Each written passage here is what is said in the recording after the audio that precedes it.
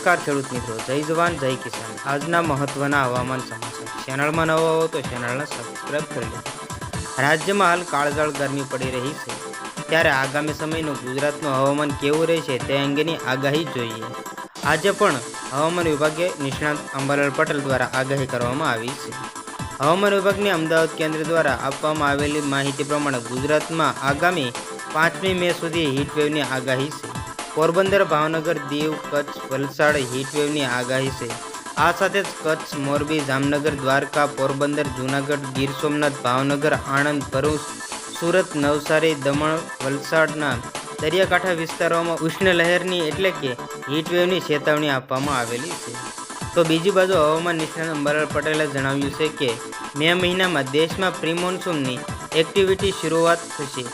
10 થી 14 મેમાં આંધી, વંટોળા અને ભારે પવન સાથે પ્રી મોન્સૂન એક્ટિવિટી રહેવાની સંભાવનાઓ છે। અંબાલાલ પટેલે ગુજરાતમાં ગરમીનું પ્રમાણ મે મહિના દરમિયાન વધુ રહેવાની શક્યતાઓ વ્યક્ત કરી છે। ગુજરાતના વિવિધ ભાગોમાં તાપમાનનો પારો 40ને પાર જવાની સંભાવનાઓ વ્યક્ત કરવામાં આવી છે। તો હવામાન નિષ્ણાતે જણાવ્યું છે કે 11મી મે પછી બંગાળના ઉપસાગરમાં ચક્રવાત બનશે અને અરબ સાગરમાં હલચલ જોવા મળશે। મેના એન્ડમાં અને જૂનના પહેલા સપ્તાહમાં અરબ સાગરના હલચલ જોવા મળશે। 17 થી 24 મેના આંદામાન નિકોબાર ટાપુમાં ચોમાસું સક્રિય થશે અને કેટલાક ભાગોમાં વરસાદ થશે। ચાલુ વર્ષના લિનોનની સ્થિતિ તરફ હવામાન રહ્યું છે।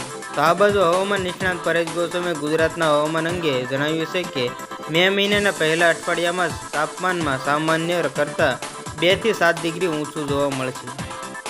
મે મહિનાના 3 અને 4 તારીખ દરમિયાન તાપમાનમાં વધુ ઊંચું જવાની શક્યતાઓ છે। આ તારીખો દરમિયાન પવનની ગતિ ઘટાડો થશે। પવનની ગતિ ઘટીને 11 થી 13 કિમી જોવા મળશે તેવી શક્યતાઓ છે, જેના કારણે ઉકળાટ અને ગરમી, ખાસ કરીને રાત્રિ દરમિયાનના ગરમીનો અહેસાસ થશે। 4 તારીખ સુધી તાપમાન સરેરાશ 41 થી 44 ડિગ્રી રહેવાની શક્યતાઓ છે। તો બસ આજની તે આટલી જ અપડેટ। ફરી મળીશું નવી અપડેટ સાથે, ત્યાં સુધી બન્યા રહેજો ખેડૂત ખબર યુટ્યુબ ચેનલમાં।